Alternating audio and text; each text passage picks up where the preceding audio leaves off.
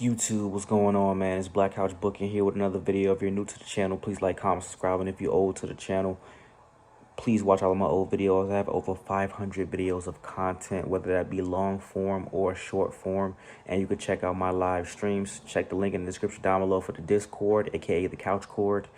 And I'm not happy about making this one, y'all. But I gotta face reality. I gotta be unbiased. I have to, be truthful and be honest. And I've been making excuses for this man for a very, very long time now in making these videos.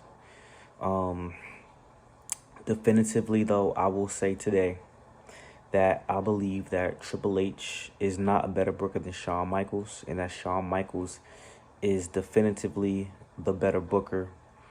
And the excuse that I always gave Triple H was, well, he is booking the main roster. Shawn Michaels has an easier time booking NXT. NXT, you have a lot more flexibility. You could do a lot more things with NXT rather than, the main roster. But at the end of the day, that just can't be the excuse anymore, guys. Because here's the thing. I was saying that because when Triple H was booking NXT and Vince was booking the main roster, Triple H, I felt, was booking better than Vince was. So I'm like, okay, maybe just think of, well, if you're booking NXT, it's a little easier, it's a less pressure, whereas the main roster is more business oriented. However, I can't use that excuse because Triple H is not under the leash of Vince McMahon. And Vince McMahon was still around, and he's like a head stakeholder in the company, and Triple H was booking the main roster, and then Shawn Michaels was booking NXT. Then I could say, well, Triple H is probably being under a lot of pressure under Vince McMahon, and it might be true that Triple H is under the pressure of TKO. However, it's just so many booking decisions that Triple H has made thus far that has had me really questioning, is he a good booker or not? And let me just name a few. You guys know me. The Austin Theory situation is one of the weirdest situations ever. Triple H has so many stories that are just nothing burgers. It's like when he puts the bun, the patty, the cheese, you like, oh yeah, this is getting good, man. Where the lettuce and tomatoes at? He never puts any lettuce and tomatoes on it. Or by the time he puts lettuce and tomatoes on it, the burger is already stale. It's cold. I can't put it in the microwave. There's nothing I can do. Triple H has so many different stories going on and so many different angles going on that I was interested in. But then either it's taking too long to get to that point, or it just doesn't get to that point and something else happens.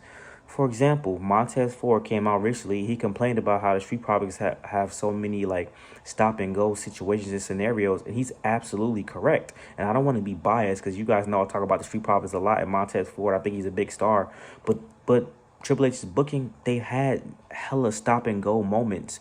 Like, I think they're gonna turn heel. I think they're gonna turn up. I think they're gonna be serious. I think they're gonna do this, and it just nothing happens.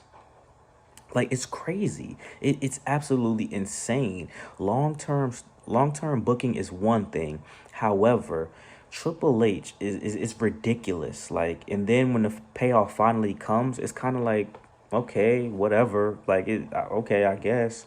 Let me go back to the Austin Theory thing, right? I gave Triple H a pass with that stupid booking of Austin Theory cashing in on the United States champion, Seth Rollins, at the time, which was one of the dumbest things in the world because Seth Rollins was having an open challenge, number one. Number two, why, if you're going to have him fail to cash in, just have him fail to cash in on Roman. He should have failed to cash in on Roman and Brock at SummerSlam, and I would have been cool with that. But then you have him run into so many stupid scenarios that it just didn't make sense. Triple H's booking of the Money in the Bank thus far has been absolutely terrible. Io Sky was the only one that was cool. But Damian Priest, I mean, I'm happy he did cash in at WrestleMania, but the build up to it was dumb. Damian Priest getting stopped by his own stablemates from cashing in. That is so stupid. And Tiffany Stratton, she should have been cashed in on that. She should have cashed in that crown jewel. I'm going to just say it. Would have been a big moment because Liv Morgan won anyway. So Tiffany Stratton would have cashed in on Nia Jax. And Tiffany Stratton and Liv Morgan just won. It would have been two double whammy moments for one. Triple H sucks at surprises. He announced Cody Rhodes coming back at the Royal Rumble. I think that was a big misstep. He's now, I've said he should have kept the possibility of Tiffany cashing in on Liv or Nia a surprise, but then she came out and spoiled that she might do it, and then that's when I knew what's going to happen. And another thing about Triple H is The way he's booking right now, one of you guys brought it to my attention. He's booking the up and coming guys slash young guys that they have to pay their dues. They can't just be stars off the gate. For example, Bronson Reed. There's no reason why Bronson Reed should have lost to Seth Rollins at Crown Jewel. Absolutely no reason. Braun Breaker should have just beat Sami Zayn the first time. All right. Austin Theory. Austin Theory had to cash in, lose his money in the bank, and then Triple H had to rebuild the character just for him to win the United States Championship again. But it had to be the way Triple H wanted to, because Vince McMahon was about to build a future star with Austin Theory. I kid you not.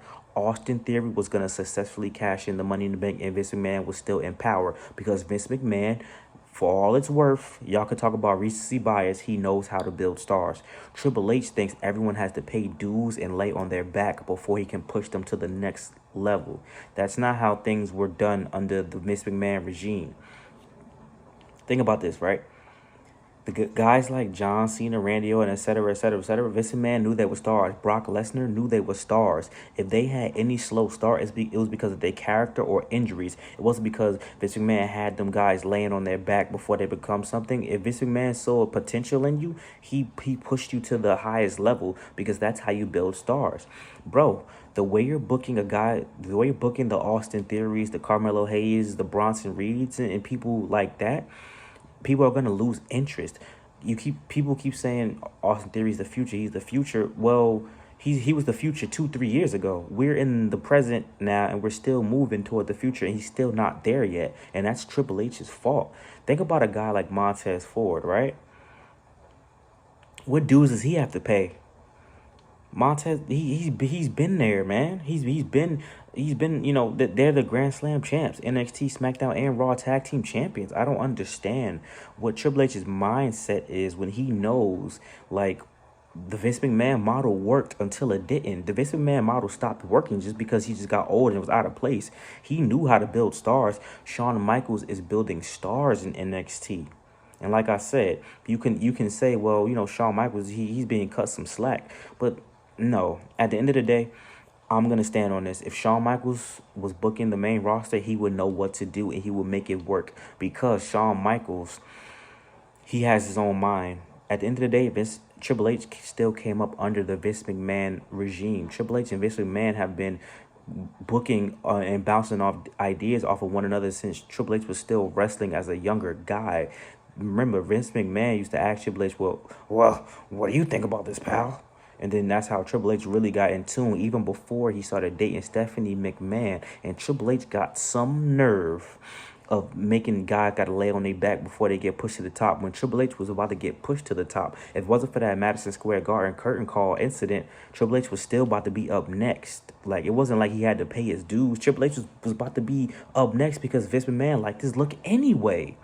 Vince McMahon left you with all the perfect tools to build these young guys up, and the only one you're focusing on is Braun Breaker. Carmelo Hayes had some great matches against Andrade, but he's not going to be booked like Braun Breaker. He doesn't have to be booked like Braun Breaker. You just got to give him a chance. Put him out there. Let him do more. Let Austin Theory hurry up and turn babyface and then elevate him to the next level. Grayson Waller is your next Miz. Solo Sikoa is your next Umaga. Braun Breaker could be your next Goldberg or Brock Lesnar. Austin Theory could be your next John Cena or Randy Orton. You have Carmelo Hayes could be better than MVP. You have all these tools at your disposal. What are you doing? Bronson Reed could be the next Mark Henry, but better if you put more straps on him. Chick Williams could be the next Booker T. And wrestling history often repeats itself. It's all recycled gimmicks. You can't really do a lot of new things and a lot of, this is the first time this happened. That doesn't happen that often in wrestling. So if you have all these tools at your disposal, you've seen how Vince did things back in the day. The only thing you change is the era. And you're doing that. Vince McMahon had rock music and stuff. Triple H, all right, you're more open to the hip hop music and all that type of stuff. Okay, cool. But what about the booking, buddy? Shawn Michaels is booking international stars of NXT better than you are booking them on the main roster. That is absolutely ridiculous. Sorry about that, I got cut off, but that's absolutely ridiculous. There are no excuses for the blatant lack of, like, you want to talk about stories, right? There's no concurrent stories going on. You had I liked WrestleMania 40 for all it's worth, but let's be completely honest. A lot of those matches were just random throw together, random throw together, random throw together, just so to get everybody on the card. You cannot say at least Vince McMahon would have at least had seeds planted to where, okay, that match makes sense. Okay, that match makes sense. Okay, that match makes sense. Okay, that match makes sense. You can't say that. You can't say that Shawn Michaels, even the low tier um storylines on NXT are super duper interesting. Lola Vice and Jada Park is super interesting. The stuff with Tony D'Angelo, Obafemi, that's the mid card, but like it was just something so simple that was thrown together. Interesting. Wesley, Javon Evans, interesting. Rizzo, I'm interested in Rizzo and Nikita Lyons. Like what are we doing here? The only interesting low card things is Kofi versus Xavier Woods, and you have the Final Testament versus Wyatt 6. Because really, cause who cares about American Made versus LWO? The Latinos versus the Americans. Who cares about that? Why the Street Profits fighting Pretty Deadly when they should be in a feud with DIY? Because DIY essentially cost them the opportunity at the tag team championship or the number one contender spot. What are we doing? Why is the SmackDown Women's Championship story so boring?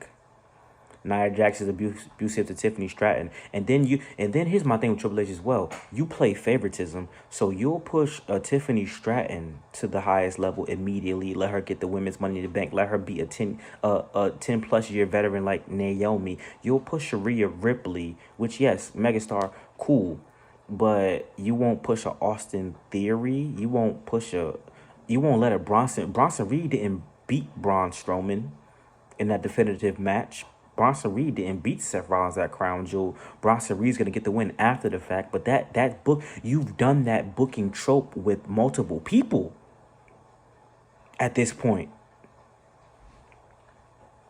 So I gotta lose first before I get something good. Like what sense does that make? That doesn't make me look as threatening and as intimidating. If Braun Breaker would have beat Sami Zayn the first time, that would have been perfect. If LA Knight would have won the United States Championship the first time, that would have been perfect. If Jey Uso would have won the Intercontinental Championship before, that would have been perfect. Why do I have to lose so many times and then I could get the belt? Because it's not like you're making stories up. I'm going through trials and tribulations and I'm going through heartaches to get to this point. I'm just losing for the sake of losing for no reason at all.